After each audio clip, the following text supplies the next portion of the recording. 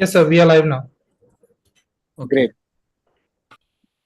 So, welcome everyone to this cardio colloquium here today.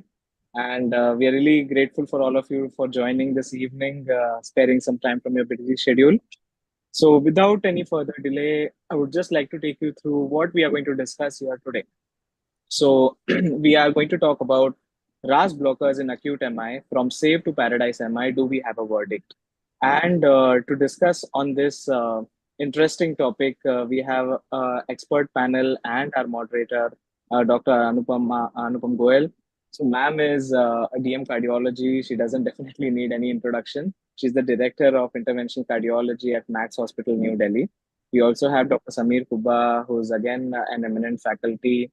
He's the director and unit chief of cardiology at Dharamshala Narayan Super Specialty Hospital, New Delhi. Dr. Asim, again, a very esteemed personnel in the field of cardiology. Sir is a director and head of cardiology at the Indian Spinal Injuries Center, New Delhi. And finally, we have Dr. Amalpal Singh Gulati as well. Sir is the senior consultant and head department of cardiology Synergy Institute of Medical Sciences at Dehradun. So we are really grateful to have all of you here today and looking forward to a very meaningful and insightful discussion with all of you. So over to you, ma'am. You can try sharing your screen and we can begin RAS blockers in acute MI from save to paradise MI. Sure. I think as soon as you stop sharing, it will allow me. Yes. Yes, ma'am.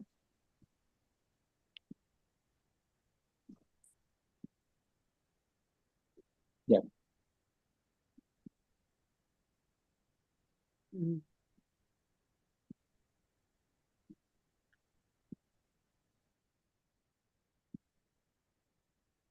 Can you see my slide? Yes, ma'am. We can see your screen.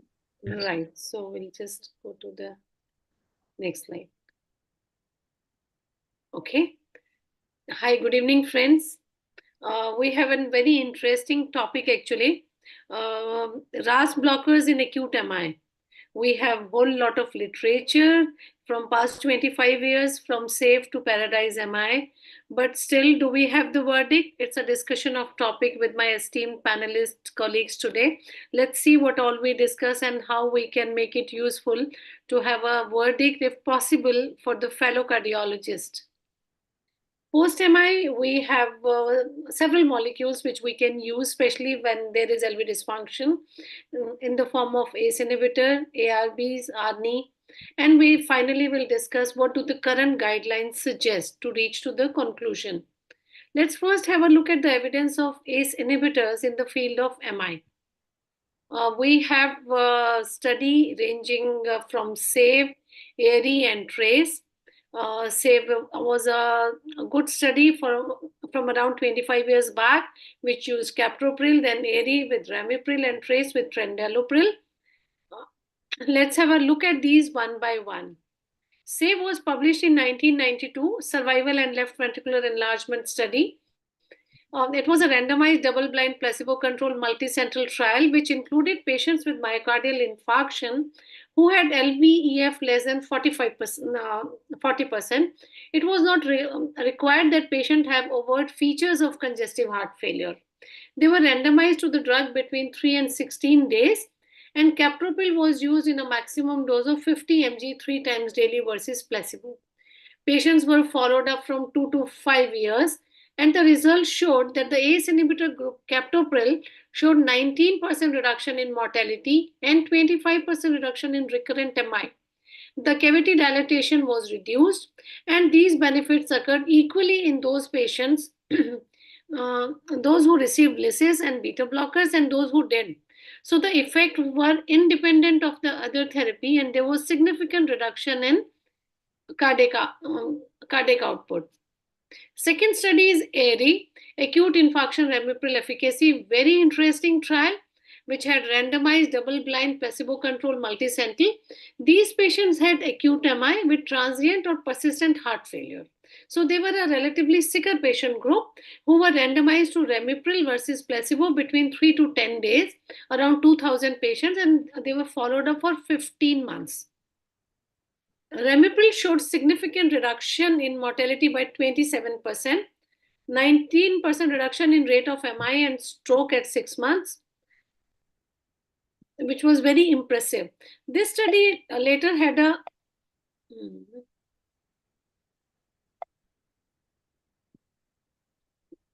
Then we had an area extension study, which was when these patients were studied for 60 months, almost 5 years, 600 patients who participated, and the beneficial effects of ramipril started early after MI, and they were sustained over 3 to 4 years. Despite the drug was discontinued at 1 year, the beneficial effects were there to stay even after 5 years, with relative risk in a reduction in mortality of 36% and absolute risk reduction of 11%.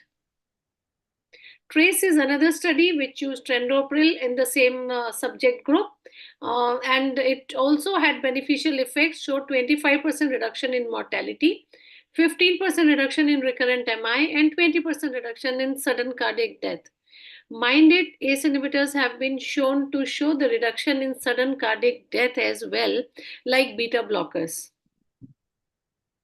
So there are other several trials which showed the beneficial effects of ACE inhibitors in this subgroup, ICIS-4, GC3, and CCS1, which showed that anterior wall infarction, especially with LV dysfunction, ACE inhibitors in the form of captopril, lisinopril, showed better mortality and better outcome when used against the placebo. This is what we know about ACE inhibitors for a long time, more than 25 years. Now let's have a look at ARB. What evidence do we have? Use of angiotensin receptor blockers in post-MI. The prominent trials are Optimal and Valiant, which had decent patient size. Optimal had 5,500 patients, Valiant had around 10,000 patients. And the admission criteria were MI with anterior Q or heart failure and LV, dilated LV, or in Valiant, MI with LVEF of less than 40% or evidence of heart failure. The drug used were losartan and valsartan, which we all know very clearly. Optimal was published in 2002. Optimal trial in myocardial infarction with angiotensin antagonist losartan. Losartan was compared to captopril in this trial, and there was non-significant difference in total mortality in favor of captopril. ACE inhibitor, after the trial, it was postulated that ACE inhibitor should remain first choice treatment in patients after complicated acute MI, and because of its drug, rather some patients, a subgroup showed increased mortality. So losartan cannot be generally recommended in this population was the outcome after this trial. Valiant used valsartan. There were three groups: valsartan alone, captopril alone, or captopril plus valsartan, and these groups were followed up. So mortality from any cause and cause-specific mortality were similar in all the three treatment group. So it was concluded that valsartan has similar beneficial effects as compared to captopril, and joining the two or combining the two does not have added benefit. Rather, there could be more incidence of adverse cardiac events. So I'd like to have a question from Dr. Samir Kuba. Dr. Samir, what do you prefer? What is your preferred agent in ACS, whether patient is undergoing revascularization or not? And what do you think, what molecule is a good molecule in compared in RAS blocker group?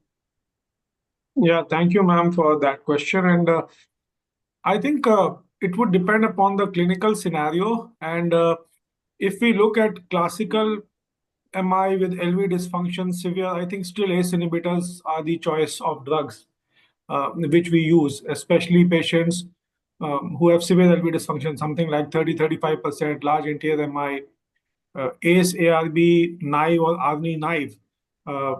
But somebody who is already on a ACE or the ARB or ARNI, who is already taking that drug and sustains an infarction, taking that drug for hypertension or something of other sort, I mean, maybe we continue with the same. But all said and done, whenever you have a complicated MI, STEMI, non-STEMI, severe LV dysfunction, I still believe ACE inhibitor is my first drug of choice.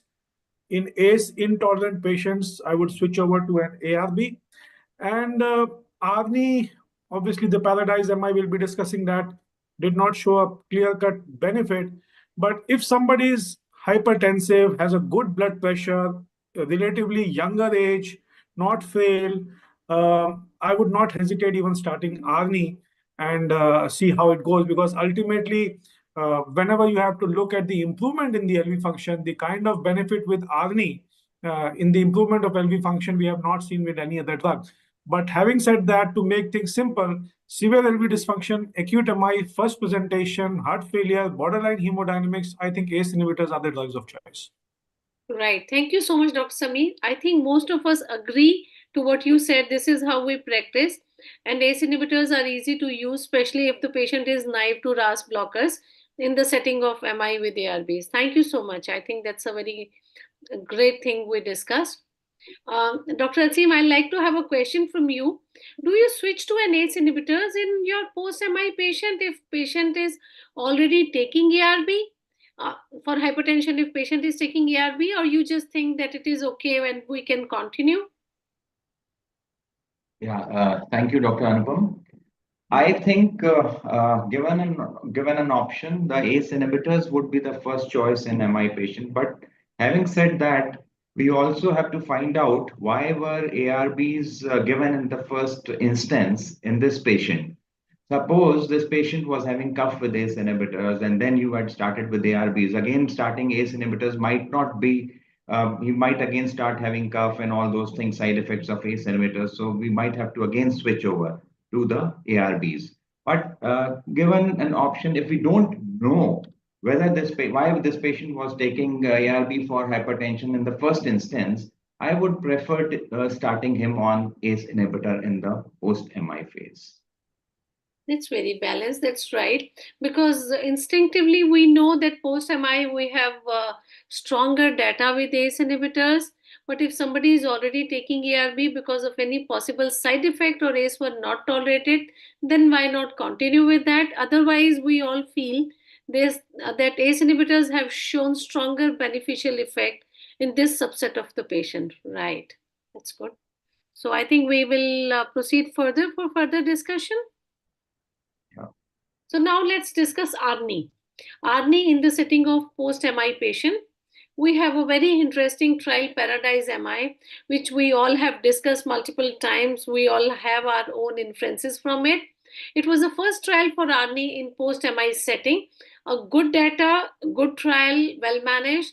The patients who had acute MI from day 1 to first week, who had LVEF of less than 40%, with or without signs of pulmonary congestion, plus any risk enhancers in the form of advanced age, more than 70 years, atrial fibrillation, with EGFR less than 60, LVEF of less than 30%, patient in CLIP class 3 or more, diabetic, or already post-MI, or STEMI which was not reperfused. These were the patients who were included in the trial, and they were distributed between sacubitril valsartan. The target dose was 200 mg twice a day, 2800 patients, and ramipril with a target dose of 5 mg twice a day, similar 2831 patients. Paradise MI was an event-driven trial, and the primary endpoints were 711 events. Median follow-up was around 2 years. The primary endpoint, as we all know, are cardiovascular death, heart failure, hospitalization. And India contributed highest number of patients in the Asia Pacific group, 333 patients. So we can definitely relate the findings to our own population in the trial. There were mixed STEMI and NSTEMI patients. It was a well-controlled trial. The distribution of complications, STEMI, NSTEMI location were matched extensively between ARNI and ramipril group. So the results showed that the risk of cardiovascular death, first heart failure hospitalization, or outpatient heart failure was less in sacubitril valsartan group with no statistical significance. The results were comparable. Ramipril and valsartan has almost the same outcome when we talk about the primary outcome of the trial. The death was also, there was no significant difference between the deaths between ramipril and sacubitril valsartan group. And it was concluded that sacubitril valsartan did not result in a significantly lower rate of cardiovascular death, heart failure hospitalization, or outpatient heart failure requiring treatment. There was pre-specified observation of reduction in both the investigator reports, which support incremental clinical benefits of ARNI, but the safety and tolerability of ARNI was found to be comparable to that of ACE inhibitor.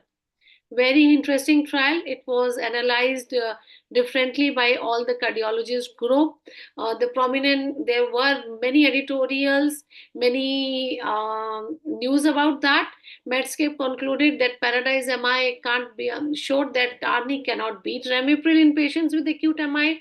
TCT-MD showed that ARNI does not surpass ACE inhibitor after acute MI, and Medscape shows that Paradise MI makes me question the benefits of ARNI because ARNI failed to show the superiority over ramipril.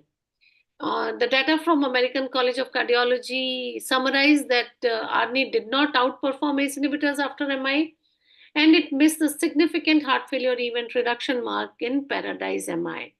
This was the feeling from most of the stalwarts in cardiology. Do we have Dr. Gulati with us? Otherwise, we can discuss it among ourselves, three of us. So, what do we think? Has the Paradise MI result changed our clinical practice when we talk about post MI patients? Can I have your inputs on it, Dr. Asim? Or is there anything else you'd like to?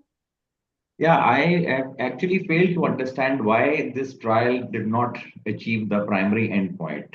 What are your inputs about it? Because this has been very surprising that till now we have seen that Arni. There's been so much. This has come as a magic drop, and suddenly we find that Paradise MI results are just the contrary. So what has happened that suddenly it is very difficult to change the practice because we have been using ACE inhibitors for a long period of time, and then we started using ARNI, and it has been quite some time that we have been using ARNI. So what has happened that the results have not come to equivalence, or the p-value has not been significant in achieving the endpoints in this trial?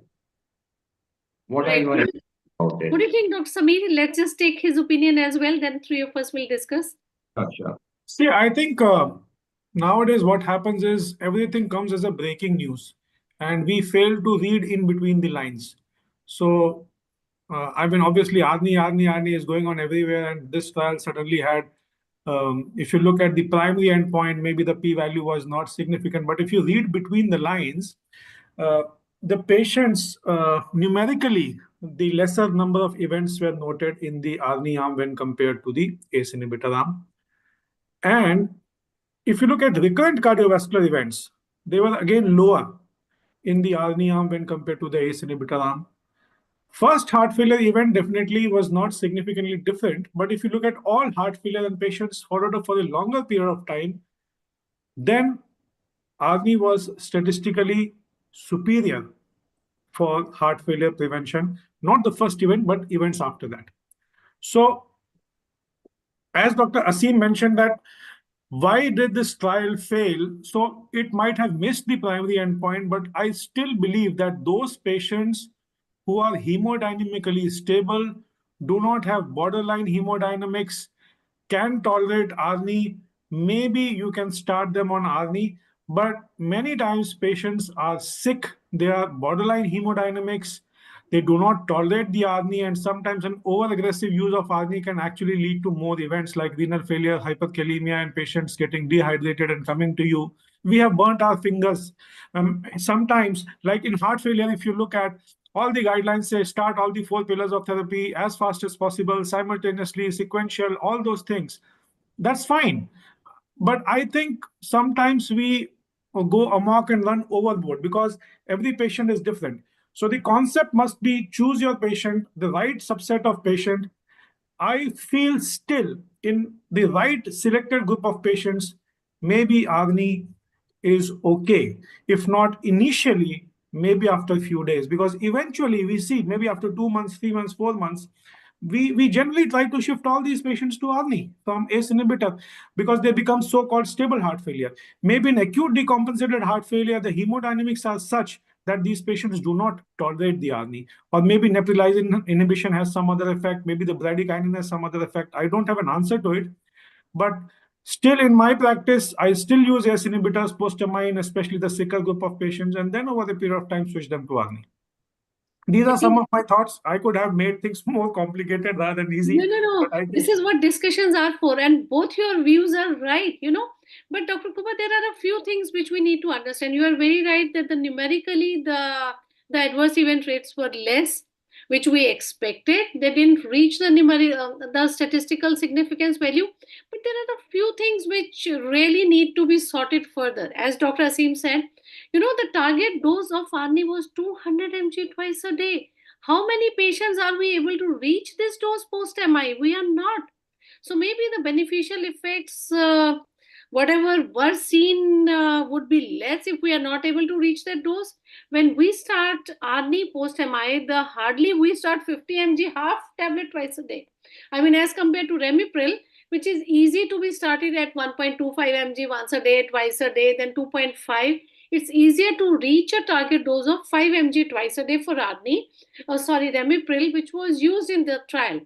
But the target dose of 200 mg twice a day, I think it will take some time for us, especially post MI subgroup, unless and until, of course, patient has good hemodynamics, is stable, and high blood pressure.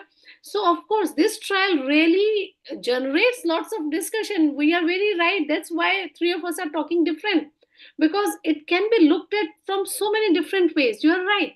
If we are in a hurry to increase the dose, of course, patient can have hypotension, AKI, especially post revascularization, already compromised hemodynamics, hyperkalemia.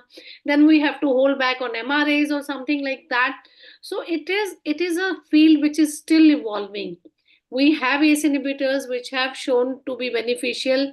How much or how much over that ARNI can do things, I think we'll come to know in a few years.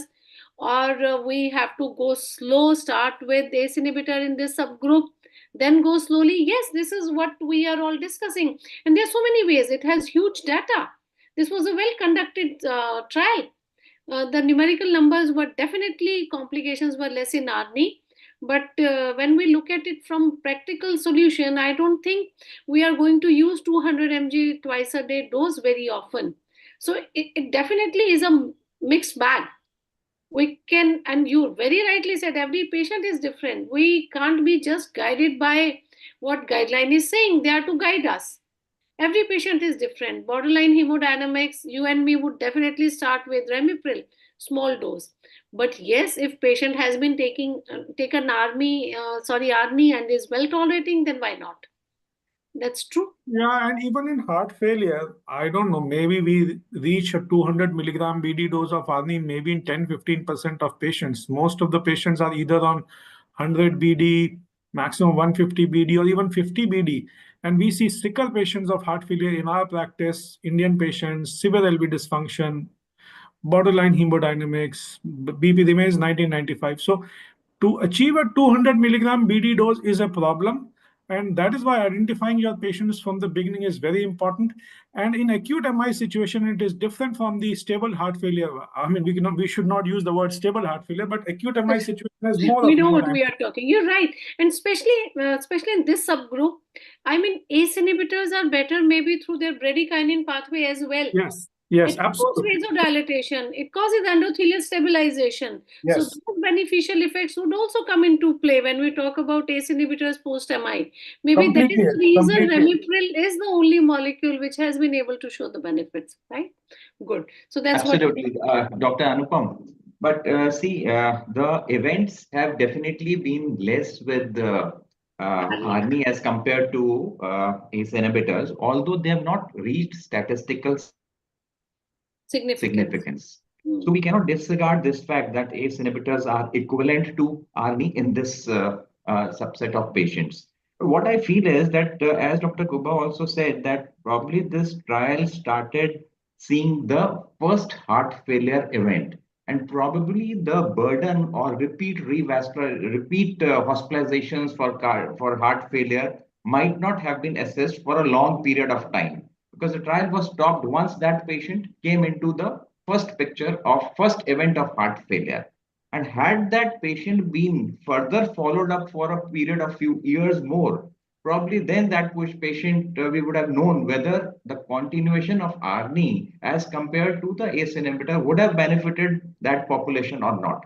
But of course, the present data of Paradise MI is quite, I would say, intriguing, and It is. Right. till that time, of course, we Makes might us ponder what's happening. get back to I think the ACE. bottom line is don't take any trial as a breaking news. Read in between the Absolutely. lines and decide which patient of yours can Yeah, and it actually. has to be If individualized my therapy patient as per the is patient. an LV dysfunction of 40-45% with a BP of 150-100, primary angioplasty done, LAD done, and Anything can be given to him. yeah, so I mean, I, difficult actually, but I think probably severe LV dysfunction, borderline hemodynamics, still ACE inhibitors definitely would. We actually at one point of time used to use captopril because it is a short-acting ACE inhibitors. Patients with very borderline hemodynamics, and during our training days, our seniors used to give captopril low dose, see the blood pressure after 6 hours. Somebody who has a BP of 80-90. So, I mean, that is one thing which we don't use now because we are more confident and revascularization has become better. But again, we at times get these kind of patients who are very, very sick. I have a patient today in my CCU. We are not able to take her off the inotropic medication. Her borderline blood pressure is borderline. So today we achieved a BP of around 90-95. And I was thinking if I have to start an AC inhibitor for her because LV is around 20-25, why not captopril? Because she is not tolerating anything else. So I mean, these are certain things which we can always discuss, even with the historical molecules. Right. Absolutely. Is Dr. Amarpal, has he joined or not? I think we'll move ahead. Um, I Okay. mean, we have discussed now.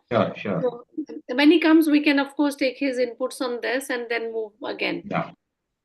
So, what do the current guidelines suggest? Let's discuss that because that's what we all going to practice, and this is what we all need to understand. So, as per the guidelines from ESC 2017, ACE inhibitors are the drug of choice for STEMI with anterior location with LVEF of less than 40%, who have early heart failure, have diabetes or hypertension. ARBs can be used if patient is not able to tolerate the ACE inhibitors, but use of ACE inhibitors for all STEMI patients is still class 2A. Have a look at the 2023 ESC guidelines for management of ACS. So ACE inhibitors are a class 1A. They are recommended for those patients who have heart failure symptoms, LVEF of less than 40%, diabetes, hypertension, or impaired kidney profile. But routine ACE inhibitors are still class 2A. I mean, they are more established when there is reduction in LVEF or patient has heart failure features, and not as a general drug when the heart failure, when the LVEF is preserved. 2020 AC guidelines also look at ACE inhibitors or ARB. ACE inhibitors preferable in patients with heart failure with reduced EF, ARB in case patient is not able to tolerate ACE inhibitors because of cough or any other thing, and then the ARBs can be used. This is a very interesting state-of-art review which discusses the time-dependent therapies for post-MI heart failure patients. So now we know a patient who comes with STEMI, has LV dysfunction, comes with index MI, we want no patient needs to have a revascularization at the earliest, especially for a patient of cardiogenic shock. So immediate reperfusion is recommended for ST segment elevation patients. And what we should try is early introduction of ACE inhibitors, because now we know that ACE inhibitors have maximum benefit when they are started on day one with LV dysfunction and acute MI. Of course, when patient has borderline hemodynamics failure for first 24 hours, we all avoid beta blockers for ongoing heart failure till the time patient stabilizes a bit. Early introduction of aldosterone antagonist for its antifibrotic effect is beneficial. It is time dependent and should be started within first week if possible, and beta blockers at the earliest opportunity when patient is able to tolerate it. And it is critical to titrate doses of medication, ACE inhibitors, beta blockers to optimal level whenever possible in peri-discharge or post-discharge time. So the recommendation is early ACE inhibitor initiation and up titration to maximum recommended dose as soon as possible to have maximum benefit of the drug.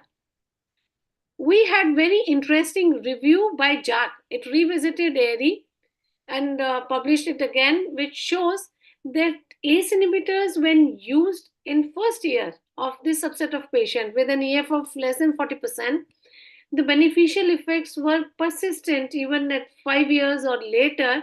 So this is a good drug which is safest and most effective to be used in post-MI infarction heart failure trial.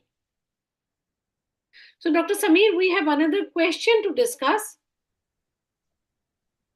Right. In the post-MI patient, post-revascularization, now this is the contemporary practice which we have. At what systolic blood pressure are you comfortable starting ACE inhibitors, and what dose you start it with? And how do you titrate the dose? I think, madam, anything above a systolic of 90, and if the patient is off inotropes for last 24 hours, I mean, it's important to start an ACE inhibitor or ARB or whatever you feel if the patient is intolerant to.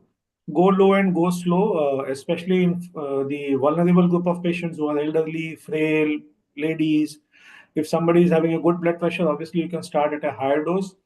My ACE inhibitors of choice usually are ramipril, and also I use perindopril. But I think in borderline hemodynamics, ramipril scores over perindopril because of its shorter half-life, and you can actually be more sure it doesn't cause a long-standing hypotension. Sometimes perindopril can cause that because of its long effect. But we can start with a 2 milligram low dose, which is also available for perindopril. So basically, low and slow for borderline hemodynamics and vulnerable patients, a higher dose for patients who can tolerate it, and a systolic blood pressure of more than 90 if the patient has been off inotropes for last 24 hours. I think we agree. Dr. Asim, anything else you feel? Or I think this is the practice which most of us follow, right? I'm not comfortable starting at 90, although I Theoretically, we should. always tend I to agree. start once the At blood 90, pressure we ticks want beyond this. 100. Yeah. So, I mean, of course, 90 to 100 is a you reasonable. as early as possible, as Dr. Kuba said, and you have to start. But whichever dose you are comfortable with starting, the blood pressure, as far as the blood pressure is concerned, you should try to start as early as possible and build the doses depending upon the Right. blood. Right. So, Dr. Dhal, I have a question for you as well. In the post-MI patient after revascularization, when do you plan to start a beta blocker, and what is your preferred beta blocker? How do you titrate? And is there a role of combination of ACE inhibitors and beta blockers in this subgroup? So, beta blockers, in my opinion, should be started early. Although in the post-revascularization phase, because all the studies whichever have been done with beta blockers have been done in the pre-revascularization or pre-angioplasty era. But with the advent of angioplasties, the things have changed. We rarely need to start additional doses of it, but still, beta blockers are very important drugs because they reduce the infarct size. And I start beta blockers early if a patient has tachycardia, if a patient's blood pressure allows, and if he has residual ischemia, then these drugs become all the more important to start early. And various trials have shown that starting beta blockers early would limit the infarct size, would decrease the it is anti-arrhythmic also because these patients, acute MI patients, even though they are pretty well vascularized, they still have tendency to have arrhythmias. Probably the other arteries which are 90 or 95% blocked, they might cause ischemia. So for that also beta blockers would be advantageous. So they should be started early. Now, if there are no contraindications for beta blockers, then they should be started early. If a patient is having acute heart failure and post angioplasty you feel that he has suddenly gone into LVF, then of course this is not the time to start beta blocker. He has to be first stabilized. If a patient has a drop in blood pressure, if a patient has a borderline hemodynamics, and then you should not be starting beta blockers early. So a stable patient, you should start beta blockers early. And in acute MI setting, my preferable drug, as far as I am concerned, I start with metoprolol, and a minimum dose of metoprolol 12.5 milligram twice daily, which is to be built up subsequently. And once the patient stabilizes on these doses, then you can subsequently, you can increase the doses or depending upon the situation to get a target heart rate of around 60 per minute. And blood pressure, of course, needs to be kept beyond 100. And what is the third question? What dose do Combination. you? Yeah, Combination of I'm ACE. not comfortable as with ACE inhibitors. I'm not comfortable starting beta blockers at a pressure of less than 100. So 100 is the hallmark when if a patient is having tachycardia, I start with a low dose, maybe 12.5. If he's not able to tolerate 12.5, even 6.25 is good enough for him. Because starting with 6.25 milligram of metoprolol also results in decrease in the heart rate and subsequently decrease in the oxygen demand and subsequently decrease in the infarct size in these patients. And Very of well. course, the blood pressure allows a combination of ACE inhibitors and beta blockers is welcome. And ACE inhibitors definitely have to be started prior to beta blockers, and subsequently beta blockers can be added and built up. Both the drugs need to be built up subsequently. Right. I think choice of beta blocker could be very individualistic, carvedilol, metoprolol, or if patient is stable, bisoprolol. That's right. But very right. I think I agree. This is the how we go. As soon as patient is out of acute heart failure, lungs are not wet, we like to introduce beta blockers, ACE inhibitors before that, if possible. Yes, of course. And both of these drugs are important in this subgroup of the patient. If the hemodynamics allow, then we like to use both of them. Slow, steadily, as Dr. Kuba is telling, which is very important. We can't just suddenly undo whatever is being done. Even after revascularization, you and me want to have a basic blood pressure for the patient for the vessel to flow. We don't want Absolutely. patient to have hypotension and then have stent thrombosis or something else. So we have to balance everything. So small dose of ACE inhibitors, beta blockers, and then building it up seems the right approach. Anything, Dr. Samir, you want to add? Or Yeah, I agree with it. Just 2 points, just to reiterate, almost it's just like similar points. Number one is just like you use an ACE inhibitor and not an ARNI for borderline hemodynamics. Similarly, I would use probably metoprolol, as Dr. Dhal mentioned, for borderline hemodynamics. Maybe bisoprolol if the blood pressure is slightly on the higher side. okay. Yeah, or carvedilol or bisoprolol, whatever, because carvedilol has an additional alpha effect. But I use more of bisoprolol and metoprolol rather than carvedilol, and that choice can be individualistic. Second is sometimes the patients may be having tachycardia as a compensatory mechanism of severe LV dysfunction. So we must be very cautious of that situation that you add a beta blocker and the patient goes into failure. So that's a very tender phase.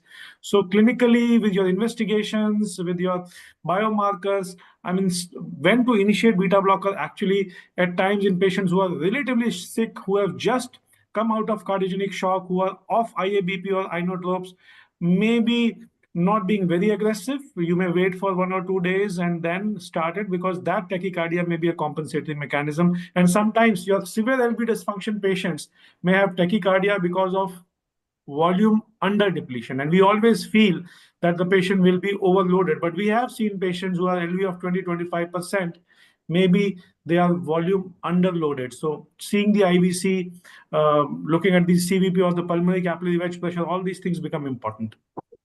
Right. Like Dr. Dhal said, that patient has to be out of acute congestive heart failure phase when we start beta blocker. True. So let's move ahead. So let's just discuss, is all the ACE inhibitors same, or there is anything particular about ramipril? It's an interesting data where the elderly patients who have been taking different type of ACE inhibitors were studied. 7,500 acute MI patients, 30 days post-discharge till 1 year, who were on various ACE inhibitors, enalapril, lisinopril, fosinopril, ramipril, captopril, and perindopril. And along with the standard treatment therapy, and let's see the reduction of mortality with different ACE inhibitors. So what this analysis showed is Ramipril had uh, those patients who were on Ramipril had maximum survival at 1 year, as compared to other ACE inhibitors. Perindopril is close second, and similarly here cumulative survival was maximum with Ramipril as compared to other drugs. So it was seen that not all drugs within the class of ACE inhibitors are the same, and patients who fill prescriptions for Ramipril had statistically significant lower mortality within the first year after acute MI than did use of several other ACE inhibitors. Now that's a little, I mean, every drug is different. It's not the class effect which was shown by this analysis. So Dr. Sameer, I'd like to ask from you, post revascularization, if you find LV dysfunction but patient is not overtly in congestive heart failure, so what would you like to start, and what really directs your therapy? I think most of this is discussed earlier. Yeah, absolutely. Let's just give it in a line. um, I think we have already discussed it, and you know, with that's even true. in asymptomatic without clinical heart failure, LV of less than 40, we would like to use a RAS blocker. Choice of ACE inhibitor, ARNI, I think we have discussed it enough. Right. So let's move. We have one question for everyone. 55-year-old smoker and diabetic hypertensive patient with dyslipidemia, LDL cholesterol high, with no heart failure, no LV systolic dysfunction. So for primary prevention, it's a little out of context question. But what are we looking at? ACE inhibitors for as antihypertensive or ARB for such patient? Any preferences, or we are okay with ACE, if not tolerated, ARB? I think, Dr. Anupam, we can have this discussion. I We'll have a problem with will it. keep on having, because this is such a wild area and this is primary prevention. That's right. So let's just But now. I think there are one or two points which I would like to mention here. Number one, if you go back to this slide, yeah, absolutely. So numerically, both Hope and Europa were positive. But there was some controversy regarding on-target versus transcend. So on-target showed the benefit of telmisartan, but transcend actually refuted that. So if you look at numbers, probably two for that and one for the ARB. So, but anyways, I think not much of a difference. We are discussing about ARB MI paradox, and we have people for and against that. But to me, it appears it hardly makes much of a difference except the tolerability. And somehow or the other, with over marketing of the ARBs, somehow the ACE inhibitors have gone back. And as you initially mentioned in your discussion, that bradykinin is a good molecule which has been made the villain because of cough, but actually it improves the endothelial function. So I think we have to weigh the risk benefit. Tolerability probably with ARBs is better, and that I think drives our clinical practice. We don't want patient to come back and complain of cough. Sometimes we are busy in our practice, we start an ARB, but I think hard clinical endpoints, still I think ACE inhibitors are better than ARBs, especially in the post-MI-LV dysfunction scenario. Now, this scenario which we are discussing is a stable CAD, not many risk CAD factors. even, I mean, Yeah, yeah. So I mean, Hope and Europa both showed a benefit. On target showed a benefit for telmisartan, but Transcend was the actual, I would say, question mark or controversial area. So hardly, I think the bottom line should be use whatever you are comfortable with. Dr. Samir, you're very right. Actually, with the flooding of ARBs, we are sort of forget the Ramipril. Yes. And cough also wasn't that bad. I mean, it was there, but not that bad. But since we started having an ARB and we presume that the mechanism of action is almost the same, the beneficial effects are almost the same. So we just put ARBs in the shoes of ACE inhibitors and thought that we are doing the right thing. And it's good that we have some discussion so that we can go back thinking, is it really the same? Is it really beneficial, or we need to do something else? So a word about cough in these patients. So how much common is the cough when we use ACE inhibitor? In Paradise MI, it was 13%. but only contributed to discontinuation of the drug in 2.3% versus incidence of 9.1 in army and discontinuation of drug in 1.2%, which is not huge actually. And we know that ACE inhibitors cause cough, but I mean, most of this cough is not too bad. At times, you discontinue the drug, reintroduce, it gets better. And bradykinin, as you very rightly said, I wanted to discuss that. It's a good molecule, it's a good thing. It is responsible so many beneficial effects of ACE inhibitors which ARBs lack. Then ARBs are not able to cross the blood-brain barrier. There are so many things which are unique to ACE inhibitors because of their other action as well, which is other than just blocking the angiotensin receptors. So the ramipril needs a relook at that. So I mean, are we really deterred by cough? That's also a very valid question. But yes, if patient is truly intolerant, then we have to change. Other than that, I think we can have a relook at ramipril as well. So we can come to the take-home message now, right? For post-MI patients with LV dysfunctions, ACE inhibitors have consistently shown reduction in cardiovascular death and all-cause mortality. Large number of literature base. In this scenario, ACE seems to have class effect. However, ramipril is a preferred ACE inhibitor, especially in elderly. Paradise MI, which was the first and only clinical trial for ARNI versus ACE inhibitor, could not outperform ramipril in acute MI population, which is true. Then ramipril 10 mg is the dose which offers the maximum benefit. So it is best to use it in the right medicine dose. If we want to have the good effect, then the dose has to be right. Thank you so much. I think if there is any more discussion, we are Thank happy you. with that. I'll stop sharing the screen, and Dr. Ronak, you can take it from here. Thank you so much, ma'am, and thank you so much, everyone, for a wonderful discussion. It was really quite insightful to see how you interpret the trials in the most, minute manner. It's good to see how Dr. Samir also mentioned that you need to read between the lines and somehow also try to, go deeper and deeper into the data that is presented to us. So, Surendra, are there any other questions from the audience that we can take up? Yeah, just a moment. I will just check. Yeah. Yeah.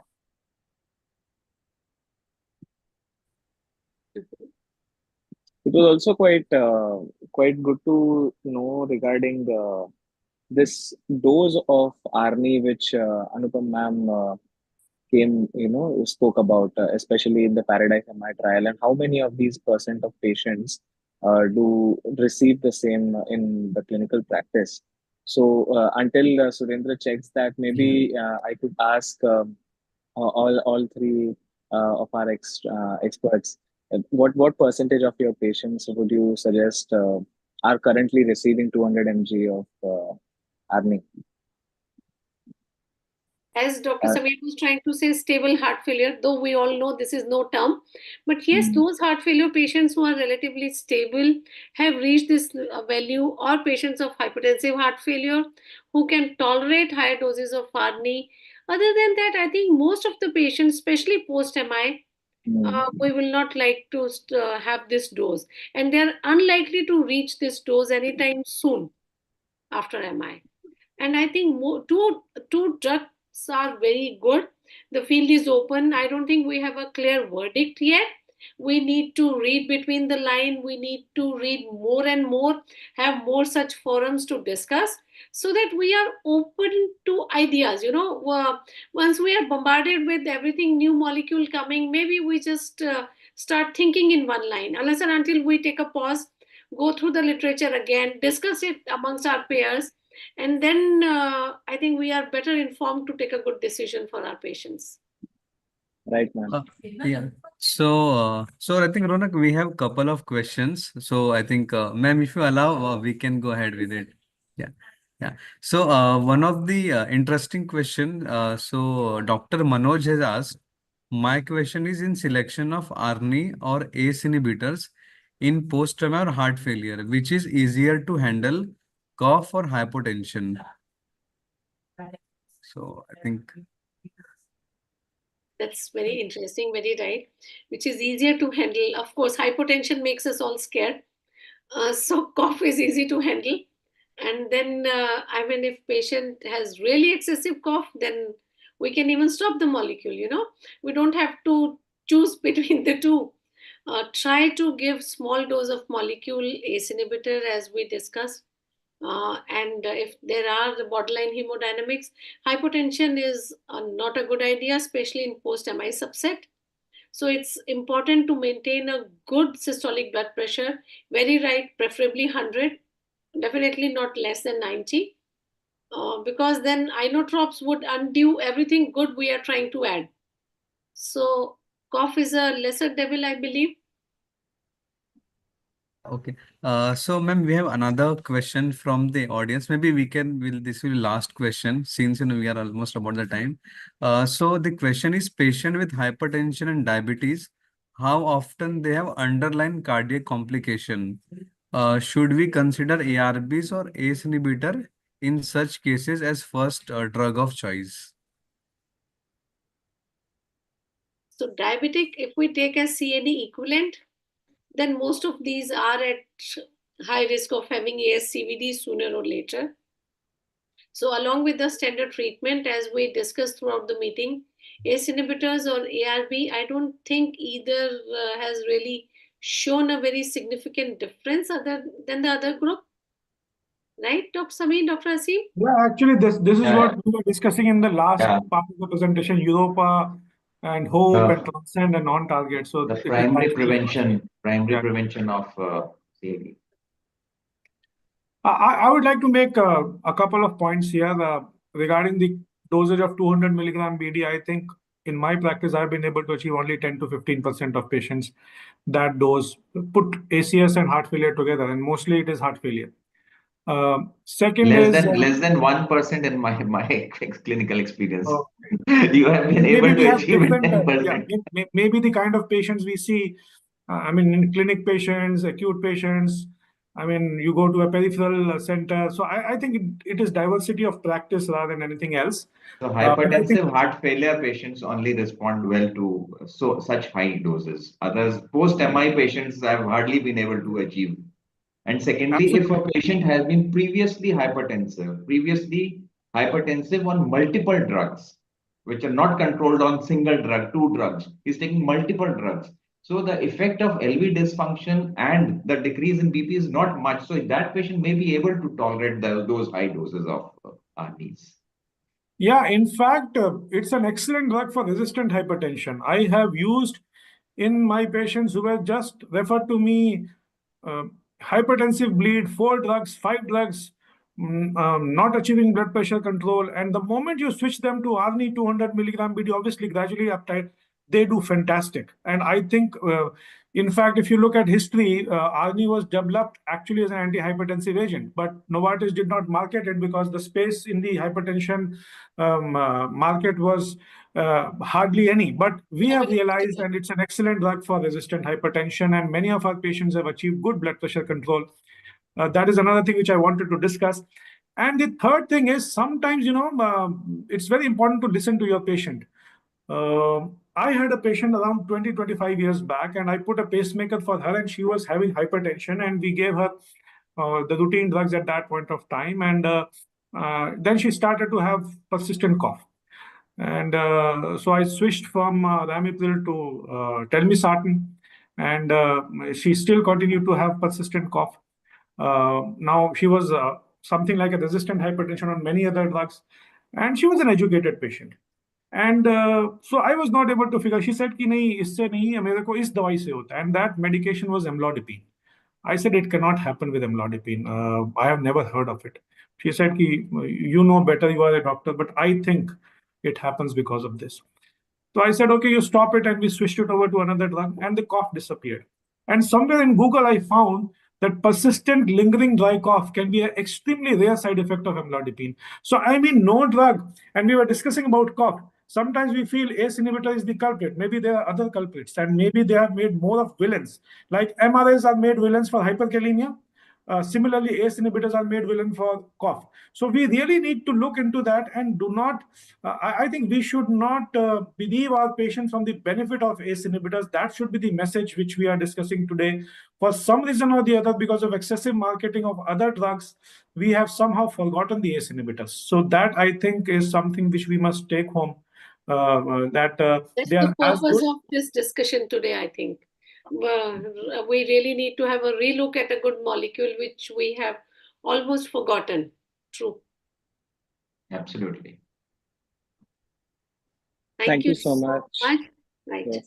Floor is yours, Ronak. Sure.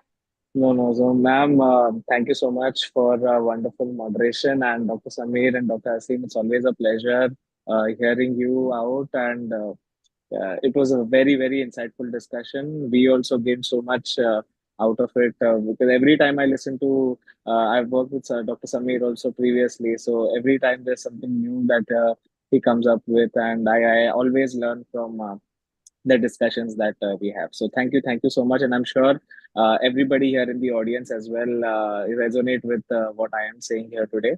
Everybody is going back home, learning something new, and some clinical pearls that will help them out as well in the clinical practice. So thank you so much, everyone, and good evening, and see you in the next one.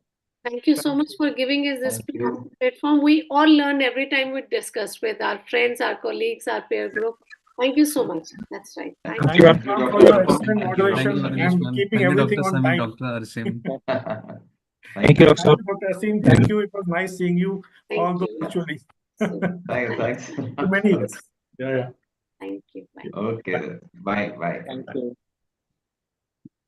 Okay. So, Ankit, we can stop the live. Yeah. Thank you, Surendraji. Thank you, Dr.